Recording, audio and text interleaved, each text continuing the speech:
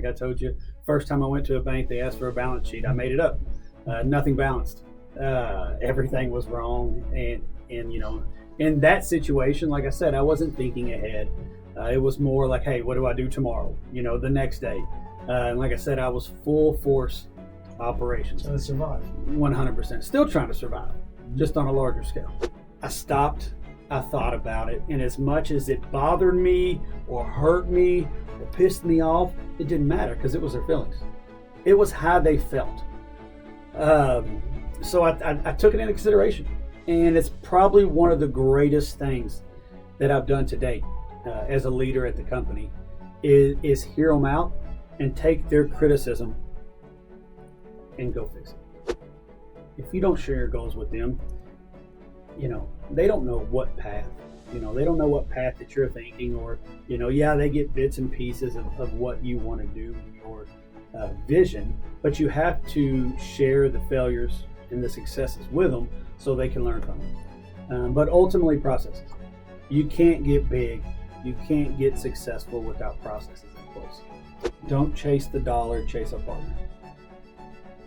On the customer side? On the customer side. So many people get in this industry, fly by night, don't do their homework, and they just blow through it. They chase the money, they leave one project to the next, not focusing on the customer.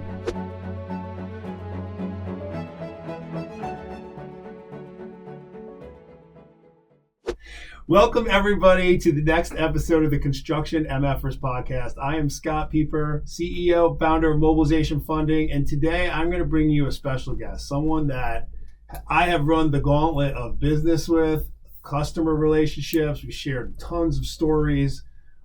Someone who I've learned a lot from and actually has watched and followed me and helped guide me in our world and our business. And he's a great friend, great customer, Lee Mudd, president and founder of RLM Underground. And Lee, welcome to the Construction MF'ers. Thank you, Scott. Excited to be here. Yeah, this is a new endeavor. We've done and talked about a lot of things, but you've actually never been on the podcast before. Correct. And so you coming in town, we're going to go catch a great dinner, and I'm glad that you kicked it with it. I thought it was a cool idea. So absolutely. I appreciate you having me. Well, after that amazing intro and my accolades to you, and I really sincerely believe that, you are, look, man, you're a great man. You're a really good dude. I've watched you how you run your business. I knew you when you were not as successful or successful, and I know how you consider yourself really always on the journey, but there's different phases.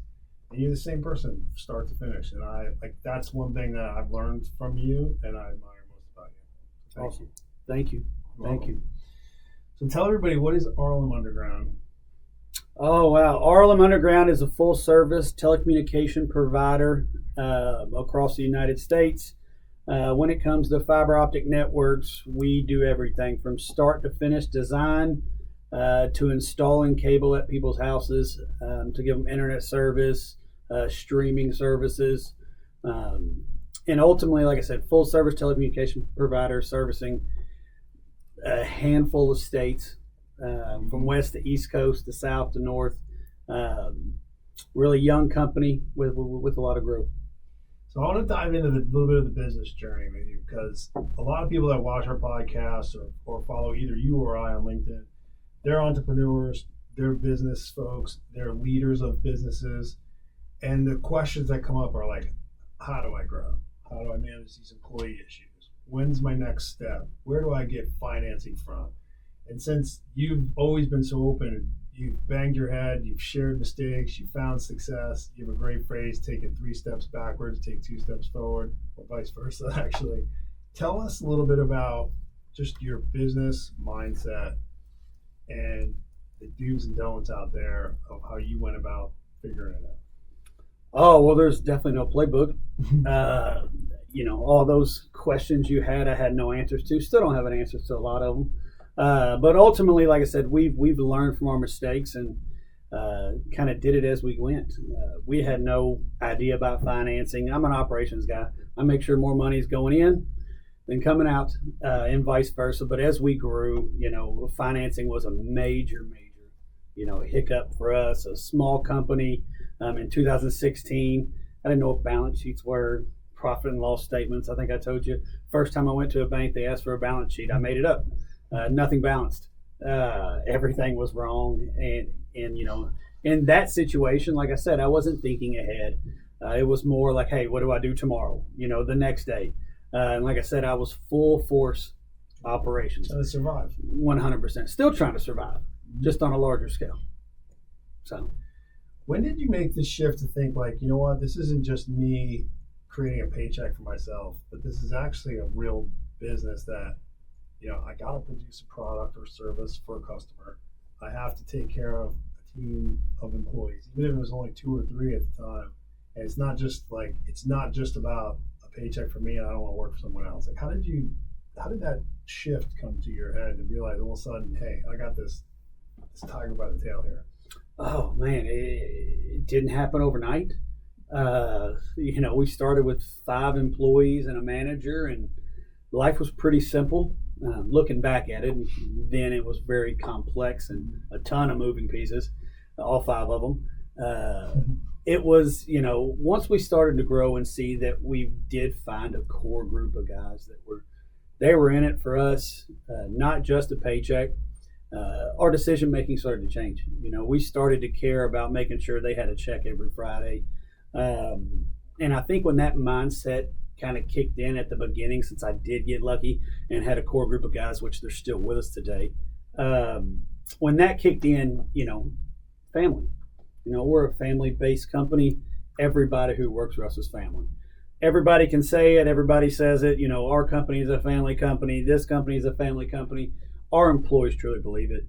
Even the ones that we pull from the big boys, the big corporate companies, when they get over, within the first 2 months, they're like, I wish I would have made this decision, 5 years ago when you hounded me about coming to your small little company. And I think it's truly a testament of where we are and where we've come. I'm the least important person in my company. My employees, my family members have really helped us take it to the next level because we've shown that we care about them, and not just them directly, but their families, their kids, their cousins. If we've ever had an opportunity to put their family members to work, to further their lifestyle, to give them a life that they never dreamed of, we're all about it. Is there anything you did, you're right. A lot of people say that. A lot of people want to believe that. And I can tell you that it's true, watching your business, interacting with multiple people from around your direct circle, but even people that are not quite in your direct circle, people that are superintendents or on projects. Is there something you did specifically to ingrain that in as a part of your core values or your culture, or was there a meaningful thing that you did to permeate that through not just you to people you touch, but all the way through the organization? I don't think it's purposeful. I think it's just who I am. I'm not above anybody. People working in the field every day are just as important as me sitting behind a desk every day.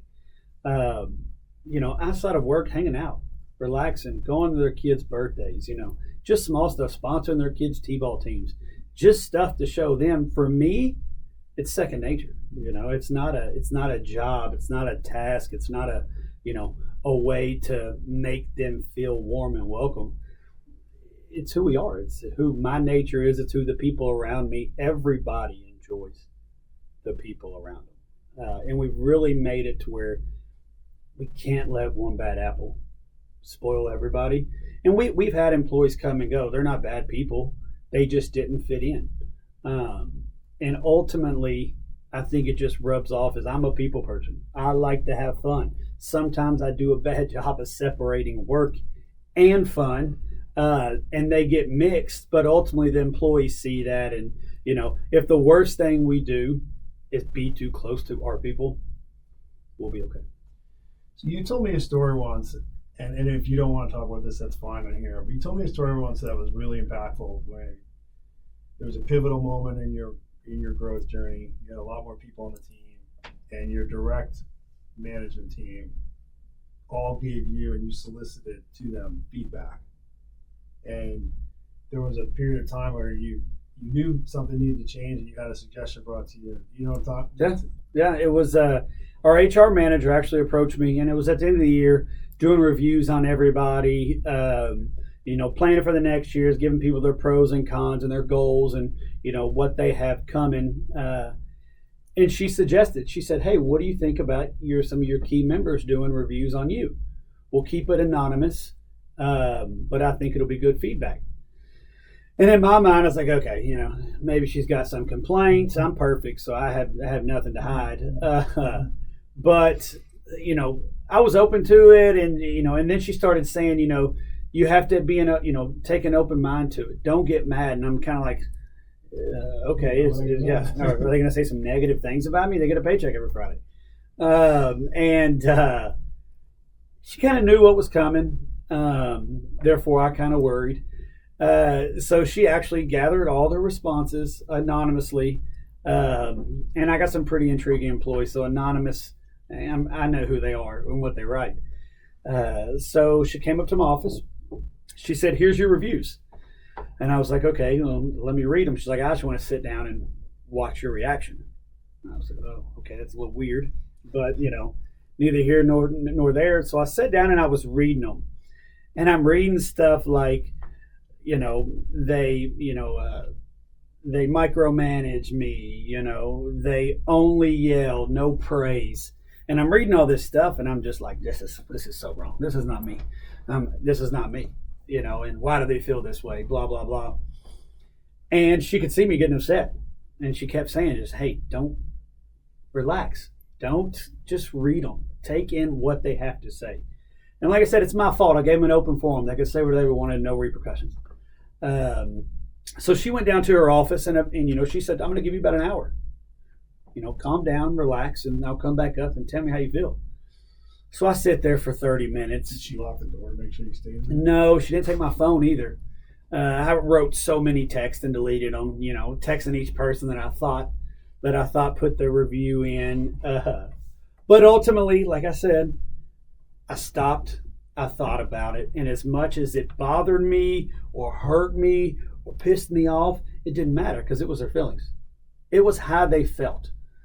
So I took it into consideration. And it's probably one of the greatest things that I've done to date as a leader at the company is hear them out and take their criticism and go fix it. Instead of getting mad, judgmental, I can't change the way they feel. So what can I do is fix my flaws and let them know that I hear you. I get your complaints, I get your concerns, and it doesn't matter whether I believe them, they're valid because you said they are. And after that, I took a whole different approach to my leadership team, to my management team. A lot of deep breaths, a lot of thinking before I speak. And in return, it really showed that I have the right team in place. I have a team that cares about our company, that cares about how far we go, cares about our goals for the future. And at that point, I realized that we're ready. We're ready to take the next step. And I had the right people in place. That's awesome. So switching gears on you, talking about like the operational, tactical parts of the business. The business starts to grow. I mean, you didn't start the business with an HR manager or a leadership team or things like that. So a lot of people listening, again, are in the entrepreneurial world. They're in different parts of the journey. They're also leaders of businesses. They're leading people inside businesses. And they're trying to figure out, okay, what things do I need to know or should I be paying attention to operationally to my business to make sure that as I'm growing or as I'm trying to accomplish work, that I can move out of just survival mode and try to start to thrive, right? And what things can they be paying attention to, the levers they need to pull so they're not just winging it anymore? For us, it was processes. How do we put processes in place that allow us to scale? Best practices. So that was things that back office stuff. Like I said, my back office was always the last to get attention because I was always forward progress, go, go, go. Not worry about the billing side, the claims department, the billing specialist, the pre-construction people in the back office, making sure all our contracts are in place. Ultimately, that's the biggest thing, but you also have to share your goals with your leaders. If you don't share your goals with them, they don't know what path They don't know what path that you're thinking, or, yeah, they get bits and pieces of what you want to do in your vision, but you have to share the failures and the successes with them so they can learn from them. But ultimately, processes. You can't get big, you can't get successful without processes in place. Was there any resistance to those processes being implemented? Absolutely, from myself. Really? Team was all on board. I would skip steps all the time. What types of stuff showed up? Like what kind of problems or what kind of stresses showed up when you didn't have those processes, and what went away when you? Oh, I wasn't setting up middle level team members to succeed because they didn't know what they were doing every day. Because we had them pulled in so many different directions. Office manager, operations manager, billing specialist, AR, AP. It's like, hey, why don't you have all this stuff done? Well, because, you give me a different task every 2 hours. So in return, is I didn't fully understand that you can't succeed unless you set the people up to succeed. Yeah. And that is my job as a leader. I cannot expect someone to succeed if I don't put them on the right path, if I don't give them all the tools that they need to be the best that they can be. And if I do that, the company will thrive behind that. This is so bad to say, but a back office person, I consider them non-revenue producing positions. And I hate non-revenue producing positions. But in reality, now that we've gotten bigger, they're just as important as anybody else. They in many cases, they're more revenue producing. Oh, 100%. 100%. At the scale we are, it's so easy to overlook a $20,000 invoice that didn't get submitted. Well, if you do that 2 weeks out of the month, next thing you know, it's $440,000 that you've lost for the year. And love my customers to death, but they're not going to be like, oh, hey, Lee, you didn't bill us $400,000. And it doesn't happen that way. But that's the ultimate thing, is the back office is just as important as the front office. And it is a process that we didn't learn easily, but it's one that is pivotal. And probably our biggest hires are coming on the back office side in the next year to set us up for success. I think the non-revenue producing positions comment that I heard all the time in corporate America, particularly in med device businesses where I spent time or others, is the biggest tragedy of mistake, because in any effective business, that circle of the journey a customer takes into, through, and outside your organization, and that story they talk about and they tell, means everybody is equally as important. And then where it used to show up in our world was we used to deliver products. So they create this amazing restructuring, or they would put all these resources into the sales team and the marketing team to drive this growth and get to the customer. Then they totally ignore the operations team. So all of a sudden you'd have all this extra business come pulling into the business, and yet it couldn't be delivered because nobody communicated to the operations team how much inventory they need.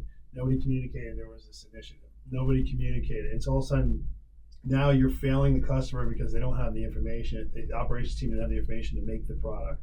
Product wasn't on the shelf. Can't get delivered. Now you're failing on delivery. You're failing. The whole team feels stressed. Everybody's now, sales is mad at ops. Ops is mad they didn't know. And like, okay, who's not revenue producing in that situation? Now everybody, right? They're all not revenue producing. So it's the dumbest comment. I agree with you 100%. Well, if we get into like technicalities, I'm the biggest non-revenue producing position in my company. Right. I mean, I tell my sales guys all the time. They're like, hey, Lee, are you coming to this conference? I'm like, nope, not going. They say, why? I said, I'm not a salesperson. Once you land me the customer, I'll keep them. But I'm not a salesperson. I don't want to go out and ask for stuff, or, you bring them to me, we will keep them. I will keep the relationship. But from a standpoint, I could walk away today and the company's not going to suffer. Say it's a good thing, say it's a bad thing, I don't know. But, if we're getting into technicalities, I'm the biggest non-revenue producing person in my company. You might be surprised at the role that you play a little bit too. I don't know. All right, let's change gears. So to grow a business, you have to have access to capital, good financing systems. You have to have good financial infrastructure. You said when you first started, you Googled how to get a balance sheet together and your balance sheet didn't balance. I think obviously somewhere along the line you figured that out. how did you figure that out? What did you implement, and what are the steps? Because one of the things I think people that listen to this or follow us on any type of network, we talk a lot about cash flow, how important it is. And a lot of people are insecure about what they know and what they don't know about cash flow, financing. And you honestly just said exactly what a lot of people, I think, I don't even know what a balance sheet is, and yours didn't balance. Well, it does now. So what is the journey like? How did you go about doing that? I think the biggest thing is how we've done everything. We were forced to. We were forced to pivot. We were forced to change. We were forced to adapt. And I think when the balance sheet didn't balance to the bank, I was like, okay, well, this is something that I should probably look into. And yeah, so we hired a 1099 accountant to help us get everything in order. And it wasn't easy, but just like everything, we got it in order because we had to. And to this day, the financial side is so crucial. You stay a $2 to $5 million a year company, you can get by with basic pen and paper, QuickBooks, and it's just the way it is. Our growth, cash flow has been king. As long as we had cash flow, we could get over some of those hurdles. We could eliminate some of those problems, and that's the one thing. You do not have cash flow, and you run into problems. It's not good.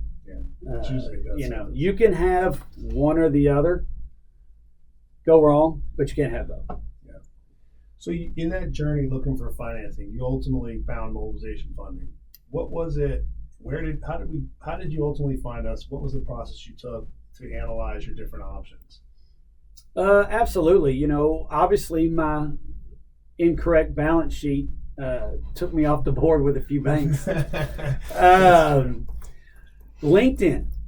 We found you on LinkedIn. I think shout out Garrett Moss in Texas. He was advertising something, and you guys were in it. And I'm like, hey, we had been through some factoring companies, and it was a lot of short-term fixes, not long-term partnerships. Nothing's wrong with factoring companies at all, but it's more like, hey, money now, not plan for success later. And I think when I reached out to you, I had a lot of questions.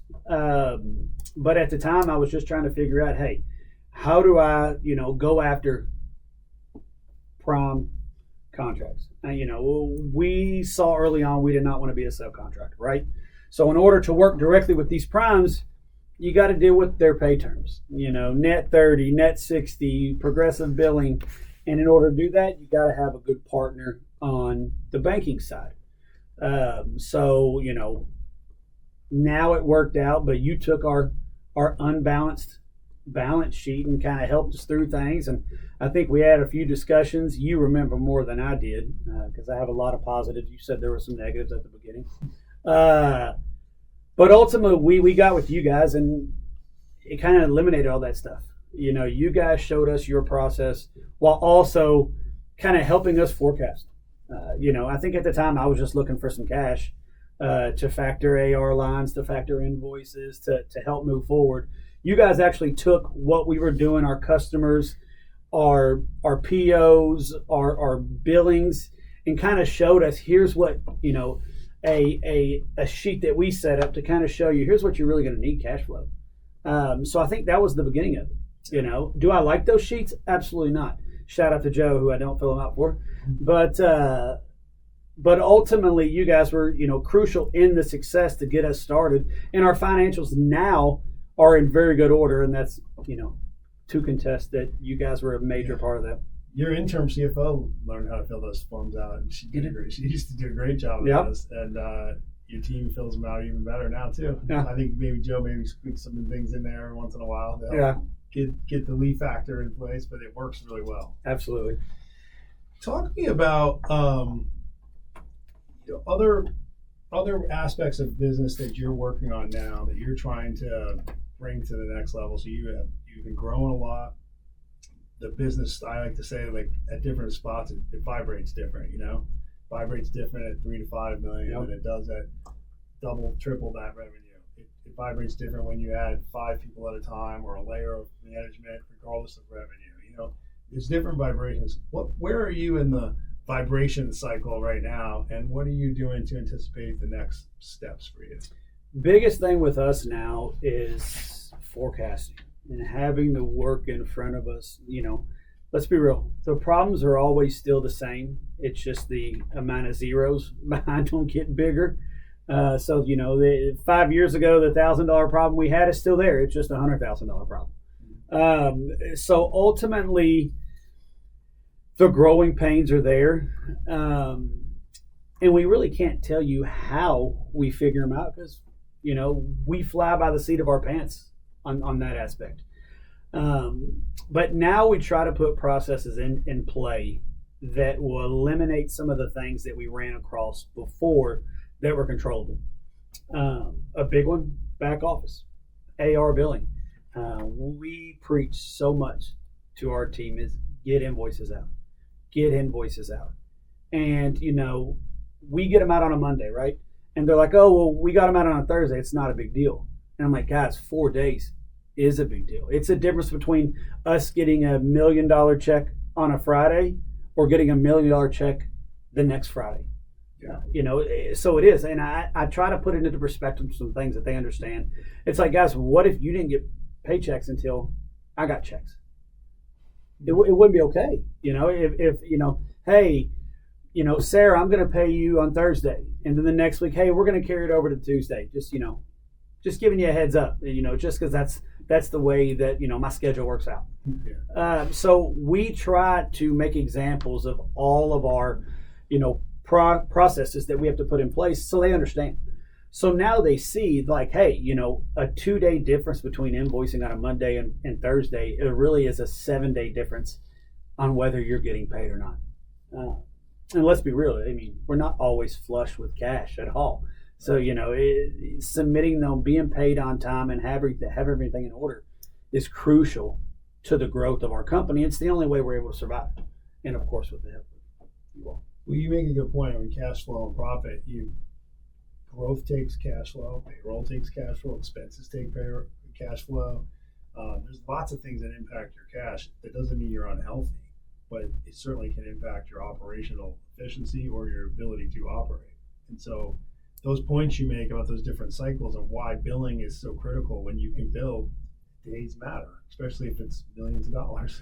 100%. And I think I told you earlier today, for so long, I sit in front of banks, loan committees, and we give them our books, and they always say, well, we'd like for you to have 12 months of operating expenses in an account. And I'm thinking to myself, like, what are we doing wrong? If our operating is $300,000 a week, I don't have $12 million sitting in an account. And so for the longest time, I'm thinking like, I'm doing something wrong. Telling my wife, telling my father, is like, what am I doing wrong? I'm behind the ball all the time. And it really, talking to other entrepreneurs and talking to people who've been in business for 50 years, and I bring that up, they just laugh at me. They laugh, and I think I asked them, I said, you guys, do you work because, you just love it, or you work to pay the bills? And they're like, oh, we work every day because we have bills to pay. And I said, oh, you don't have 12 months of operating in your account? You're with this bank. And that's what they told me I needed. They're like, that's funny. No, we don't. We maybe had 3 months at the most. And we've had that for 50 years. So to hear it from other people really puts it into perspective that, hey, maybe I'm not doing it all wrong. Maybe I am normal. It's just, there's so many outside factors that tell you your business has to be one way. Yeah. To be successful, you have to have A, B, C, and D. And I think talking to people like you, other people in the industry, other entrepreneurs, it's not that simple. No, it's not. It's definitely not. But on that token, think about it like this: if you have, those things, and you need cash, you need financing, and there's different forms of cash. There's different ways to pay it back. How do you know how much you need? And ultimately, getting yourself with the right finance partner, or even if you're just trying to assess the right bank, right? Which bank do I use? What are some of the questions that other entrepreneurs, leaders, CFOs of other businesses, or people working inside, what things should they be asking themselves about finding the right finance partner? if it's not all about just the amount of cash, or it's not about the cost only, is there other factors they should be considering outside of just cost and the amount they need? Time and flexibility. It's the biggest thing. Timing is everything. A lot of time business owners go to banks, go to financial partners and say, hey, I need $2 million for a piece of equipment. Okay, well, we'll run it through the committee. It'll take 2 to 3 weeks. We don't have 2 to 3 weeks. The timing of everything and being with a partner who is flexible and can make moves fast without having to go through a full list of red tape items is huge. A piece of equipment, right? If I got that machine on Monday and got to work it for 2 weeks, that machine just billed $100,000. But if I have to wait for 3 weeks to get the financing or to get the approval through traditional processes, I'm losing money. I'm losing more money every day than I'm gaining just sitting waiting for my partner or my potential financing partner to make a decision. So I think that's the biggest timing for us. Yeah, and so you make a good point there. So to get to that point where timing can move fast, work with the efficiencies of your business, what were you willing to do to be able to give your capital providers, whether it's mobilization funding or your equipment lender or your bank, what things did you do for them that allowed them to be able to then reciprocate to move fast for you? Ultimately, I think just discussions, full transparency, what's going on, constant communication. And it wasn't as simple at first. Obviously, it takes time. You have to build the relationship. You have to build the trust from both sides. Honesty. And I think that's what set you guys apart with us was transparency. I have no problem somebody telling me no. But like I said before, tell me no. Don't drag me on for 2 weeks. Yeah, don't tell me no. Yeah, it's like, how much money I just lost in 2 weeks because, I got to get board approval. It's got to get me. It's like, come on. It's time is everything. And the biggest thing in any industry, time is money. Time is money. And that's where we've been able to forecast with you guys and grow tremendously over the past 5 years because of the constant communication and the constant trust, but also the flexibility that mobilization offers that traditional banking just doesn't. So thinking about the backbone of the industry you're in, right? You're providing fiber, conduit. The backbone of all internet is coming from some main hub to a smaller hub ultimately to the house. And there's a lot of people working in that industry. There's a lot of government dollars. There's a lot of cities, states, municipalities. We're trying to upgrade that whole system. So there's a lot of opportunity there. And with that, there's a lot of people in there that are starting businesses, different sizes and phases. And as you've said before, a lot of them tend to not be that successful, or they fail fast, or they sometimes struggle for way longer than they need to. What are the common things specific to the directional drilling industry that if you could pass on to them or anyone in telecom or fiber, like if you just do these 2 or 3 things, you have a much better chance of being successful. And maybe those 2 or 3 things are the things you see most people do just too often, and it just trips them up before they can even get started. Don't chase the dollar, chase a partner. On the customer side? On the customer side. So many people get in this industry, fly by night, don't do their homework, and they just blow through it. They chase the money, they leave one project to the next, not focusing on the customer. That is probably the largest thing. And like I said, we're in a saturated industry. There's a mom and pop that started every hour probably across the United States, and everybody's undercutting. It is a cutthroat industry. But that is why we honestly, partners, we pick and choose our partners very carefully, ones that care about us as much as we care about them, because in the long run, that's what made us us. We were lucky. 51% of the stuff we did succeeded. 49% might have failed, and it was not easy. Like I said, I got in this industry with 2 years experience. I didn't have the knowledge, but I put a team in place that lacked what I lacked. But ultimately, is like I said, so many people chase a dollar when they should be chasing the right partner. First thing they look at is the price per square foot. 100%. What's the thing they should look at? Who's paying it? Yeah. Biggest thing. You call me all the time. What do you know about this company? What do you know about this company? I make it my business to try to know everybody and everything in the industry, just because I think that's best practices. But you've called and asked about customers, and I've given you my opinion, some good, some bad. But it's cutthroat. It is cutthroat. You really have to pick your partners. That's what's going to set you up for success.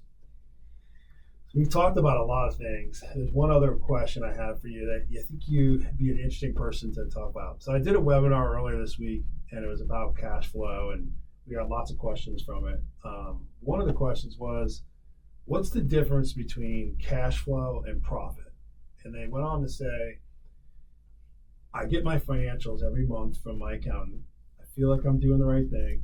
I'm paying taxes on the money I make, but yet I have no money in my account, and I'm like begging customers to pay me sooner. And but how is it possible? There's how is it possible for me to have this profitable income statement that my account gives me? I'm paying taxes to the government on it, but I have no money. Life. It's life. I say the same thing. I told you before. When I had one machine, it was good. It was simple. I got 2 and 3 machines. I had a lot more money coming in, but a lot more money going out.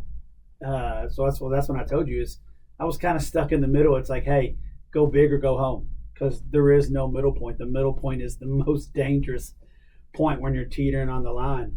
But I felt the same. I felt the same way. Like I said, you show all this money. Your CFO at the end of the year gives you the whole P&L, and hey, I made $7 million. Well, I don't know where that money went. So it's the same thing I think everybody says. So like I said, the cash flow is what's going to back that. Yeah. The answer I said that's why a statement of cash flows is an important report. Huge. But yet you really don't. You'll see income statements, you'll see balance sheets, but you don't see the statement of cash flows. The cash you're actually creating or spending on a given period. But that's the one you really need to make decisions off of as a business owner. If you have no other report, you can skip the balance sheet, income statement, you can run your business off the statement. Cash flow is much easier than if you had to cancel one or the other. 100%, and I think cash flow also leads to healthy businesses. Mm-hmm. You can get to bottom line or anything. Cash flow is massive. Cash flow eliminates a lot of headaches. Cash flow eliminates a lot of sleepless nights. And cash flow can, bridge some gaps in anything else. No doubt. And I didn't know what cash flow was 5 years ago. Like I said, I told you this, I'm still new to a lot of this stuff, but I did find out quickly how important it was. Well, you realize it's an important part of the recipe of what you want to accomplish. Yeah. All right, I'm going to transition to the last phase of this. I got a couple quick questions for you. I'll call it our little lightning round. I'll ask you a question. You give me your first answer that comes to mind. All right? Got it. All right. What's the best advice you've ever received on a construction site? Oh, man. Best advice, besides put my hard hat on, best advice on a construction site. Oh, man. Probably keep pushing. A supervisor, when I got started in this industry, I was out inspecting a job on a Google project in Kansas City. And, every week, you have goals, right? 5,000 feet a week for drilling. You never hit them. Especially in Kansas City where there's rock everywhere. And we do walkouts, and he'd approve invoices. And he could see every week I just wasn't very excited. He's like, what's wrong? You got your invoices on time, you're going to get paid. I said, we're never hitting our goal. Something always stands in the way. He said, welcome to construction, kid. Keep pushing. That's good perspective. And it kind of stuck with me, because to this day, like you said, 2 steps forward, 3 steps back. Yeah. Every week. What's your go-to safety tip? Someone new to your team, new to construction, new to underground drilling. What's your go-to safety tip for them? Head on a swivel. That's good. Head on a swivel. Always stay ready. There's a lot that can happen. There's a lot. Like I said, it's the biggest thing. And, in our industry, we don't worry about our stuff. We worry about other people. Cars passing by, because we work in the right-of-ways a lot. Head on a swivel. What's the most underrated skill that you feel is in your world, in your business? What's the most underrated skill someone could possess? Patience. I lack it. Not afraid to admit it, but patience. I love it. Last question. What's your favorite business book? Rich Dad, Poor Dad. Yes, stereotypical. Rich Dad, Poor Dad. Hey man, Richard Kiyosaki has stood the test of time. I did like it. Been around a long time. I did like it, and He's it was still relevant. He is. So, but it was a good book, and I'm not a reader, but I did read that whole book. I think it was like 110 pages. Yeah, it's good. Good stuff. It is good. Dude, Lee, thanks, man, for jumping on. I appreciate you being so honest, open. I think people listening to your story, the way you tell it, one, they're going to feel normal. Two, they're going to know that these are normal problems to have. Three, they're problems you need to solve if you want to move past the different phase you're in. And I just really appreciate you coming on and sharing, man. Thank you. Awesome. Thank you very much. I appreciate you for having me. You're welcome, man. Well, everybody, that is a wrap for today. I hope you liked this. I hope you found it useful. Please share the episode. Find both Lee and I on LinkedIn. Connect with us. We'd love to catch up. If there's any way either one of us can help you, please shoot us a DM, shoot us a comment. In the meantime, I wish you all a great week, and God bless you.